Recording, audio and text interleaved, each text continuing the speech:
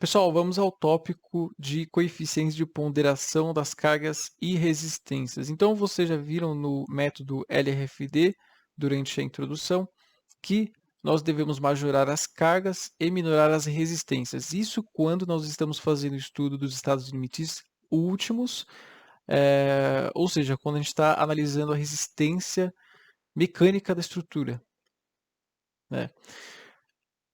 Gente, já avisando antes, esse tópico aqui a gente vai ver sobre tabelas e informações muito teóricas. Se ficar muita informação para vocês, não se preocupem, porque depois no último tópico a gente vai utilizar essas tabelas em exercícios, e a gente vai utilizar os conceitos de ações permanentes e variáveis e também os conceitos da introdução, tá? Então, tudo vai se consolidar aí na cabeça de vocês nesse último tópico. A gente está numa parte mais teórica agora. Bom, vamos começar. Começando aqui pelos coeficientes de ponderação das ações, tá? Esse é um texto da própria norma. Eu mostro para vocês os textos das normas, porque aí assim vocês vão poder ir lá olhar a norma e aí utilizá-la como referência, né? E não só esses slides aqui do curso. Olha só, as ações devem ser ponderadas pelo coeficiente γF, dado por o γF é a multiplicação de γF1, F2 e F3. O interessante dessa definição aqui da norma é que ele fala o que é cada um desses gamas. E isso aqui é muito importante, a gente começa a entender mais o porquê esse método dos estados limites é um método estatístico de determinação do coeficiente de segurança, né? Olha só, o gama F1 é a parcela do coeficiente de segurança de ponderação das ações que considera a variabilidade das ações. Então, quando a gente determina ali uma ação qualquer, ou seja, uma carga qualquer, essa carga ela pode variar, a gente faz uma estimativa de qual seria essa carga, e ela pode variar para cima ou para baixo. Então a gente tem esse coeficiente que contabiliza essa variabilidade das ações. O gama F2 é a parcela do coeficiente de ponderação que considera a simultaneidade de atuações das ações. Tá? Então, o gama F2 ele considera a possibilidade de ocorrer duas cargas ao mesmo tempo, ou duas ações ao mesmo tempo, ou seja, a simultaneidade das ações. E a última parcela considera os possíveis erros de avaliação dos efeitos das ações, seja por problemas construtivos, seja por deficiência do método de cálculo empregado, de valor igual ou superior a 1,1. Tá? Então, notem que cada um desses coeficientes contabiliza algum tipo de efeito, né? E esses efeitos estão sempre relacionados a algum tipo de estatística, né? De algum tipo de frequência de acontecimento de algo que é relevante na nossa análise. E aí, o gama F ele se encontra estabelecido nesses dois tópicos aqui que a gente vai ver, obviamente. Coeficientes de ponderação das ações dos estados limites últimos, ELU. Esse é o tópico 4.7.6.1. Se a gente for ver aqui, é um dos tópicos que ele fala onde a gente vai encontrar esses coeficientes. Tá? Quando a gente está falando de ponderação das ações, a gente está falando de estados limites últimos, tá? ELU. Sempre reforcem isso na cabeça de vocês. Bom, informação importante aqui. O gama F1 vezes o gama F3 é representado por gama G ou gama Q, tá? Esse gama F1 vezes o gama F3, ele faz parte aqui, ó, seria o primeiro e o terceiro coeficiente. E ele é encontrado diretamente nas tabelas como gama G ou gama Q, tá? Então a gente não tem que encontrar lá o gama F1, depois o gama F3 e multiplicar eles. A gente encontra eles direto numa tabela já com o valor multiplicado. E o coeficiente γ F2 é igual ao fator de combinação, não sei que letra, como fala essa letra aqui, mas é esse termo aqui que a gente encontra em outra tabela. A gente vai ver isso nos próximos slides. Tá? Então, o γ F1 e o γ F3 é encontrado em uma tabela, como esses valores, e o γ F2 é encontrado em outra tabela. E agora, esse tópico aqui também é muito importante, ó, coeficiente de ponderação e fatores de redução das ações no ELS. Tá? O coeficiente de ponderação das ações para os estados limites de serviço, gama F, é igual a 1. Ou seja, não ponderamos as cargas no ELS. Isso aqui é para reforçar essa ideia de que a gente não faz essa ponderação. Então, o gama F, que seria o fator de ponderação da ação, ou seja, da carga, para o LS é igual a 1, ou seja, é a própria carga. Nas combinações de ações de serviço são usados os fatores de redução para obtenção dos valores frequentes e quase permanentes de ações variáveis. Aqui, vocês vão entender melhor depois o que seria isso, né? Quando a gente vai fazer combinação de ações, a gente tem que fazer, quando tem mais de uma ação variável, a gente tem que fazer uma combinação dessas ações variáveis, considerando a não probabilidade de ocorrência, a baixa probabilidade de ocorrência de duas ações variáveis ao mesmo tempo. Tá? Então a gente tem que considerar um fator de redução de uma ação. No caso do LS, isso acontece também. Tá? Isso vocês vão entender melhor depois na parte de exercícios. Bom, agora vamos às tabelas. Começando aqui pela primeira tabela, nós temos aqui, ó, valores dos coeficientes de ponderação das ações gama F igual a gama F1 vezes gama F3. Tá? Então, isso aqui já é a parcela gama F1 vezes gama F3. Os valores aqui dessa tabela já é a multiplicação desses dois termos. Agora, analisando essa tabela aqui, ó, a gente tem que aqui é referente a ações permanentes, ou seja, cargas permanentes diretas. Tá? Então, o que importa para a gente aqui, ó, não é indiretas, é diretas. Então, joga fora essa informação de indiretas e essa parte de diretas. Né? A gente tem aqui alguns tipos de ações permanentes. Então, ó, peso próprio de estruturas metálicas, peso próprio de estruturas pré-moldadas e assim por diante.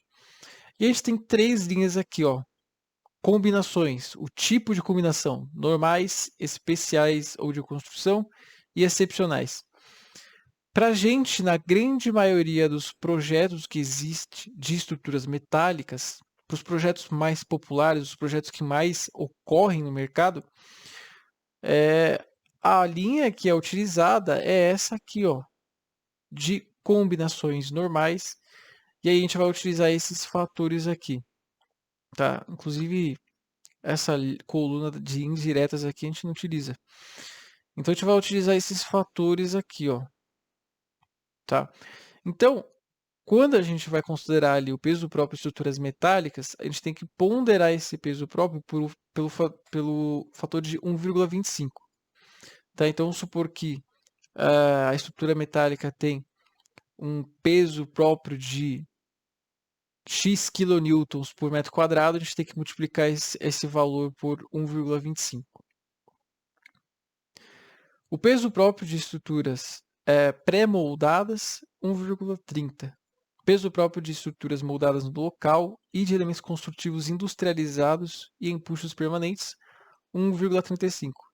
Peso próprio de elementos construtivos industrializados com adição em loco, 1,4. Peso próprio de elementos construtivos em geral e equipamentos, 1,5. Tá? O que seria cada um desses tipos de estruturas? Vamos supor que você não tenha entendido muito bem o que seria um elemento construtivo industrializado com adições em loco. Não se preocupem agora em entender isso. Eu prefiro não jogar tanta informação de uma vez, porque com o decorrer do curso, nos exercícios, a gente vai entendendo melhor o que seria cada um desses tipos de ação permanente, que não são tão óbvias, né? Que acho que seria principalmente esses três aqui, né? E aí, notem que a gente tem esse 1 entre parênteses embaixo. Né? Essa informação aqui ela é muito importante. É um pouco complicado eu tentar explicar para vocês agora o que significa esse 1 embaixo. Provavelmente é melhor eu explicar quando a gente estiver fazendo exercício, mas Já dando uma dica do que seria, quando a gente for fazer as combinações das ações, pode ser que se a gente não majorar as cargas permanentes, a gente encontre uma situação pior do que se a gente estivesse majorando. E, afinal de contas, no ELU, a gente está tentando encontrar a pior combinação das ações. Então, vamos supor que a gente tenha o peso próprio da estrutura metálica e a ação do vento para cima numa cobertura. Essa ação do vento está para cima, o peso próprio está para baixo.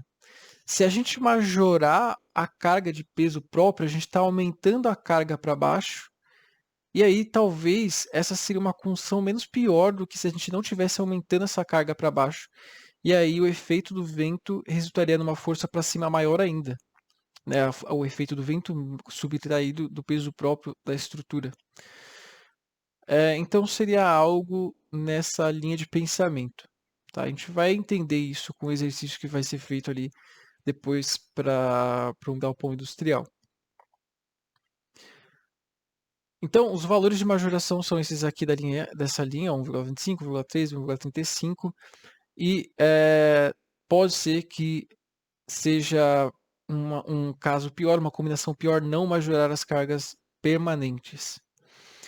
Bom, agora, com relação às ações variáveis, a gente ainda está na mesma tabela, tabela 1.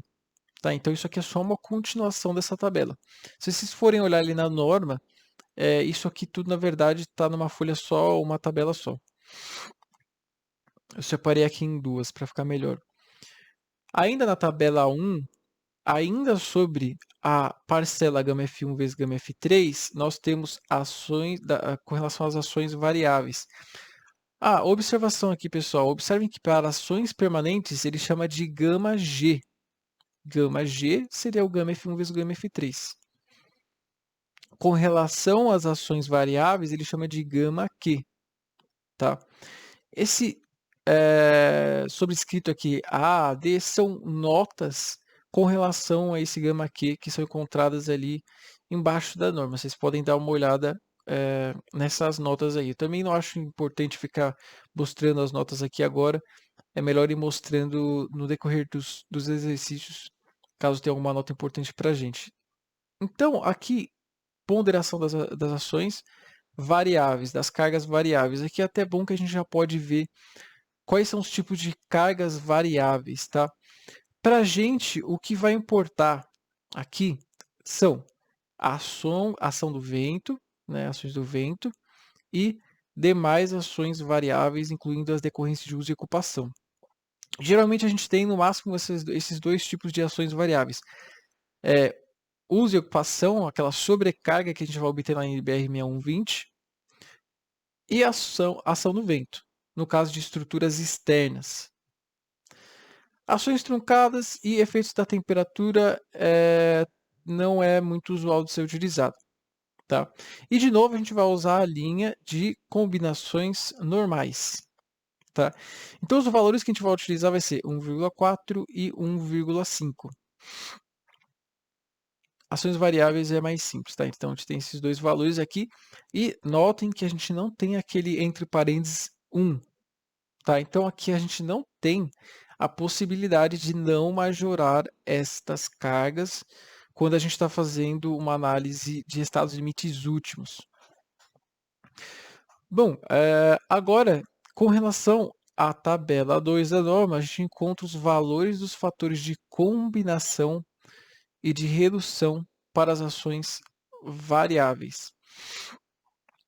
Bom, como eu havia dito para vocês, quando a gente for fazer as combinações, quando existe duas ações variáveis, a gente vai fazer uma combinação dessas ações variáveis e considerar a baixa probabilidade de ocorrer essas duas ações variáveis. Então,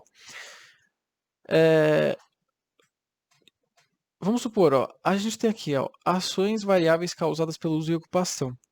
Aí a gente tem aqui uma qualquer, vamos escolher aqui, bibliotecas, arquivos, depósitos, oficinas e garagens e sobrecargas em coberturas. A gente tem um fator aqui, 0,8. Antes, só deixa eu aqui esse é o gama F2, tá, pessoal? Esse é o gama F2. Para os estados limites últimos, a gente tem essa coluna, e para os estados limites de serviço, a gente tem essa coluna, tá? Então, continuando aqui, vamos supor que a gente tem ali uma sobrecarga de uso e ocupação para uma biblioteca. Não, melhor para uma cobertura, né? Porque eu vou considerar o vento. A gente tem uma sobrecarga de uso e ocupação para uma cobertura. E além disso, a gente tem uma outra carga variável de vento nessa cobertura. Você concorda que é uma baixa probabilidade de ocorrência?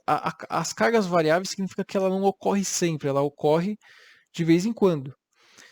Então você concorda que existe uma baixa probabilidade de ocorrência dessas duas cargas ao mesmo tempo?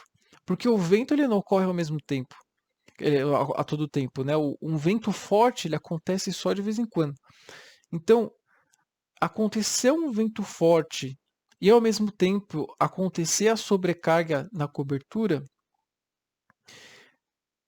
existe uma baixa probabilidade. Então a gente vai ter que usar um fator de redução para uma dessas cargas para contabilizar essa baixa probabilidade, tá? Não se preocupem se ficou confuso. Nos exercícios eu tenho certeza que vai ficar muito mais fácil de entender. Bom, a gente falou sobre a majoração das cargas agora, né? Das cargas variáveis, das cargas permanentes, e a gente falou sobre os fatores de combinação de cargas variáveis e de redução. Agora a gente tem que falar sobre os fatores de minoração das resistências, né? No LU a gente majora as cargas e minora as resistências. Bom, então agora vamos falar sobre as resistências.